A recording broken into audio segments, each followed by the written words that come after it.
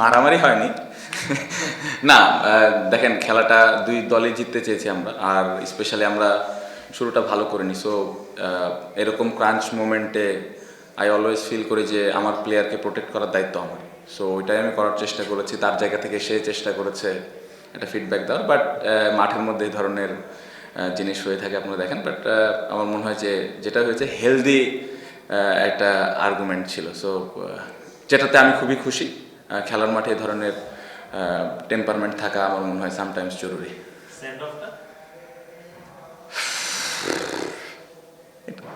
ভালো লেগেছে, আমার মনে হয় যে বোলার হেল্প করেছে আমাকে। সো ভালো দেখছিলাম। শেষ ওভারে অহিন, এটা কি আপনি আগে থেকে প্ল্যান করছেন যে অহিনের জন্য রাখবেন শেষ ওভারটা, নাকি আগে করে ফেলতে পারলে একটা পেসার থাকলে আপনি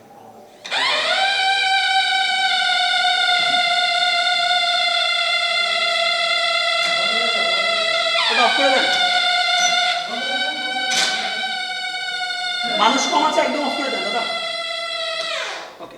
সো আমি ওকে 3-4 ওভার আগে বলে রেখেছিলাম যে করা লাগতে পারে, কারণ আমরা রানটাই এত কম করেছি। আমার যেগুলো মেইন বোলার ছিল ওদেরকে আমার আগে ইউজ করতে হয়েছে, কারণ আমার উইকেট দরকার ছিল। সো আপনি দেখেন লাস্ট ওভারে এই এত কম রানের মতো লাস্ট ওভারে 10 রান আমাদের ছিল। সো ওই কারণেই আমি ওই রিস্কগুলো নিয়েছি। আমার হাতে খুব বেশি অপশন ছিল না, আর অহিনের ওপরে আমার পূর্ণ বিশ্বাস ছিল যে ও পারবে, এবং ও যেভাবে বল করেছে আই এম ভেরি হ্যাপি। কারণ এই ধরনের টুর্নামেন্ট খেলার এক্সপিরিয়েন্স কম, পাশাপাশি এরকম একটা কঠিন সময়ে বল করা এটা অনেক সাহসের ব্যাপার। সো ও যে সাহস করে বলটা করেছে এবং যেভাবে বল করেছে আমি ভেরি হ্যাপি। আমি মনে করি যে সামনের দিকে ও যেভাবে চ্যালেঞ্জ নেওয়া শুরু করেছে, সামনের দিকে ওর ক্যারিয়ারের জন্য বা বাংলাদেশ ক্রিকেটের জন্য ভালো একটা অলরাউন্ডার তৈরি হচ্ছে আমি মনে করি, ও যদি ঠিকমতো ওর ওয়ার্ক এথিক, ওর সব কিছু ঠিকমতো করে।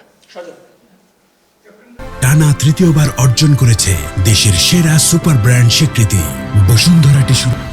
বললেন যে ওয়াহিনকে আগে বলে রাখছিলেন, রান তো খুব বেশি ছিল না আসলে, মানে আপনি কি জানতেন যে এতটা ডিপে নিতে পারবেন না, ফিটটা ছিল কিনা?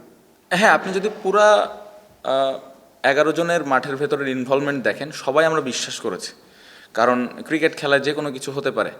সো ওই বিশ্বাসটা ছিল। আর আমাদের যে বোলিং অ্যাটাক আছে, আমার মনে হয় যে আমরা ক্যাপাবল যে ডিফেন্ড করার মতো যে কোনো রান। সো ওই বিশ্বাসটা ছিল, এবং বোলাররা ওই এক্সিকিউশনটা ভালোভাবে করেছে। সো ওই কারণেই ওই বিশ্বাস থেকে আমি ওদেরকে বলে রেখেছিলাম। এটা নাও হইতে পারতো, বাট ওর প্রিপারেশনের জন্য আমি আগে থেকে বলে রেখেছিলাম। আমাদের হাতে ওয়াসিমও ছিল, তারপরে রায়ান বার্ল ছিল। বাট আমার কাছে মনে হয় যে আমার দেশের একটা ছেলে যদি এরকম সিচুয়েশনে বল করে খেলা জিতাই দিতে পারে, তাহলে আমার আরও বেশি ভালো লাগবে, এবং ও ভবিষ্যতে বাংলাদেশ টিমে যদি খেলে তাহলে এই এক্সপিরিয়েন্সটা ওর কাজে দিবে।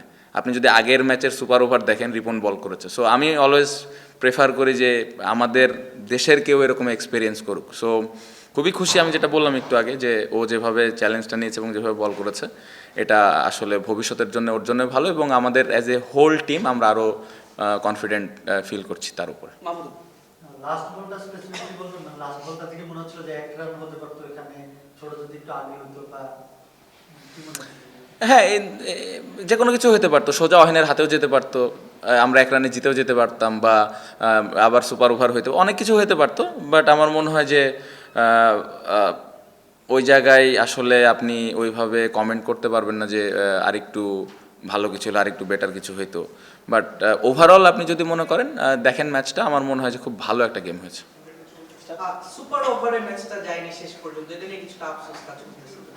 আপনি কি মাথায় চিন্তা ছিল এমন যে ম্যাচটা সুপার ওভারে যেতে পারে, আমাদের ও বল করবে বা ব্যাট করবে, এমন কিছু কি মাথায় তোমার? না না না, লাস্ট বল পর্যন্ত আমরা এরকম চিন্তা করিনি। কারণ যদি হয় আমাদের হাতে ওইটা চিন্তা করার আবার সুযোগ থাকতো। বাট আমি চিন্তা করছিলাম যে অনেস্টলি যখন 6 বলে 10 লাগে তখন চিন্তা করছিলাম খেলায় জিতবো। ইভেন যখন 3 রান দরকার তখন আমি বিশ্বাস করেছি যে আমরা খেলা জিতবো, ওই বিশ্বাসটাই ছিল। বাট আমার মনে হয় যে ওদেরকেও ক্রেডিট দিতে হবে, ওরা খেলাটা ভালোভাবে শেষ করেছে। লাস্ট বলটার আগে ওই আপনার সঙ্গে কথা বলছিলাম, আপনি লঙ্গনে ছিলেন, সেখানে ধরে গেলেন, এটা কি ফিল্ড প্রেসিং দিয়ে নাকি কোন ডেলিভারি করবে সেটা নিয়ে? না, ও হলো কি ডেলিভারি করবে এটা নিয়ে। ও যেটা বলছিল যে ও ইয়র্কার করতে চায়, নাকি ইয়র্কার করবে কিনা, ও একটু কনফিউজ ছিল। খুবই স্বাভাবিক, এ ধরনের সিচুয়েশনে বল করার সুযোগ হয়নি। সো ওইটা নিয়েও ডিসকাস করার জন্য এসেছিল। সো ওকে ক্লিয়ারলি মেসেজটা দেওয়া হয়েছে যে ইয়র্কারই ভালো অপশন, কারণ ওর ওই কন্ট্রোলটা আছে, ও এটা করতে চাচ্ছিল। সো এই জায়গাটা জাস্ট আমি ব্যাক করেছি যে তুই যেটা মন চাই করতে পারিস। শান্ত, মাঠে বাইরে আপনি বলছেন জানেন বিষয়ে কথা হয়েছে আপনার, সেটা হচ্ছে প্রেস কনফারেন্স হয়েছে, তামিম একটা মন্তব্য করেছেন, তারপরে আবার বলছেন একটা মন্তব্য করেছে একটা ট্যাগ দিয়ে। এই বিষয়গুলো আপনার নজরে অবশ্যই এসেছে, আপনি কিভাবে দেখেন টেস্ট ক্যাপ্টেন বা অ্যাজ এ ক্রিকেটার? খুবই দুঃখজনক, খুবই দুঃখজনক, কারণ আমরা এমন একটা মন্তব্য করে ফেললাম এমন একজন ক্রিকেটারের সম্পর্কে, ফর্মার ক্যাপ্টেন এবং আমার মনে হয় বাংলাদেশের one of the most successful cricketer, যাকে দেখে আমরা বড় হয়েছি। সো খুবই দুঃখজনক। এই কারণেই আমি বলবো যে আমরা প্লেয়াররা, সেটা যে কোনো ক্রিকেটার হতে পারে, সে ফর্মার ক্যাপ্টেন হতে পারে বা একজন সাধারণ খেলোয়াড় হতে পারে, সাকসেসফুল হতে পারে, সাকসেসফুল নাও হতে পারে, বাট দিন শেষে একটা ক্রিকেটার কিন্তু অলওয়েজ আশা করে সম্মানটুকু, যে আমি ওই পূর্ণ সম্মানটুকু পাচ্ছি কিনা। আমার মনে হয় সবাই আমরা এই জিনিসটাই আশা করি, যে ওই রেসপেক্টের জায়গাটা আছে কিনা। সো আমার মনে হয় যে এত বড় ক্রিকেটার এবং বাংলাদেশের হয়ে এত কিছু করেছে, তাকে নিয়ে এ ধরনের কমেন্ট করা, এটা খুবই দুঃখজনক। সব থেকে কষ্ট লাগার বিষয়টা হলো আসলে ক্রিকেট বোর্ড তো আমাদের অভিভাবক। সো ঘরের মানুষের কাছ থেকে আমরা আশা করি যে আমাদেরকে আগলায় রাখবে, আমাদেরকে আরও প্রোটেক্ট করবে। সো এই জায়গাটা থেকে আমি বলবো যে এটা একদমই অ্যাজ এ ক্রিকেটার আমি অ্যাকসেপ্ট করি না। আমি নিজেও চাই যে আমার ঘরের মানুষ আমাকে ব্যাক করবে, আমাকে সাপোর্ট করবে। আমি যদি আমার বাবা মার কথা বলি, আমি একটু ডিটেলে বলি, বাবা মার কথা বলে আমি চাইবো যে আমার বাবা মা আমাকে ঘরের মধ্যে বকাবকি করুক। আমি কখনোই চাইবো না যে মানুষের সামনে আমাকে বকাবকি করুক যদি আমি ভুল করি। সো আমি এমন একজন মানুষের সম্পর্কে এমন একটা কমেন্ট করে ফেললাম, যিনি কিনা আবার আমাদের অভিভাবক। এটা আসলে গ্রহণ করাটা খুবই ডিফিকাল্ট। সো এই জিনিসটা আমি প্লেয়ার হিসেবে একদমই মানতে পারছি না এবং আমি এটার একদমই পক্ষে না এটা। এবং আমি জানি না এটা কেন, কি কারণে এই ধরনের কমেন্ট এসছে, বাট আমি মনে করি যে অ্যাজ এ অভিভাবক হিসেবে এই ধরনের কমেন্ট করাটা একদমই যৌক্তিক না এবং এটা আমি একদমই অ্যাকসেপ্ট করি না। ছোট একটা হচ্ছে এই যে ওয়ার্ল্ড কাপ খেলা না খেলা নিয়ে বিষয় চলছে, মানে আপনি তো জানেন না সিদ্ধান্ত কি হবে, কেউ জানে না কি হবে, সেটা বোর্ডের বিষয় বা আইসিসির বিষয়। কিন্তু যারা খেলছে আপনার সাথে, যারা ওয়ার্ল্ড কাপে যাবে, এই বিপিএলে খেলছে, ইম্প্যাক্ট পড়ে কিনা যে প্রস্তুতিতে? যতই বলা হোক যে ইম্প্যাক্ট পড়বে না বা মনোযোগ থাকবে প্রিপারেশনে, ইম্প্যাক্ট পড়ে কিনা আপনি তাই দেখছেন কেমন?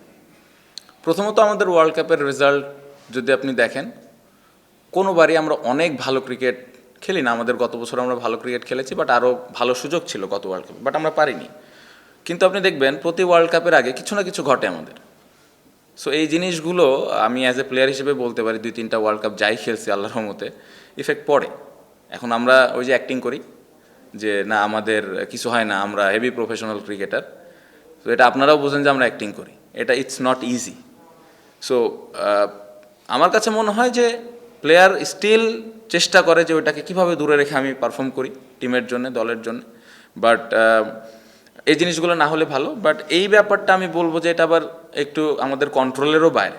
এটা কিভাবে হয়ে গেছে আমি ডিটেলে জানি না, বাট যেটা হচ্ছে এটা আসলে যে আমরা কন্ট্রোল করতে পারতেছি বা পারবো, আসলে কি ওয়েতে কন্ট্রোল করা যেত এই সম্পর্কে আমার আইডিয়া নাই। স্টিল আমি বলবো তারপরে ওই অ্যাক্টিং করে হলেও ভালো মন মানসিকতাটা নিয়ে ওয়ার্ল্ড কাপে যদি আমরা যাই, যেখানেই খেলি, ওইখানে চেষ্টা করা উচিত যে কীভাবে আমরা দলের ভালো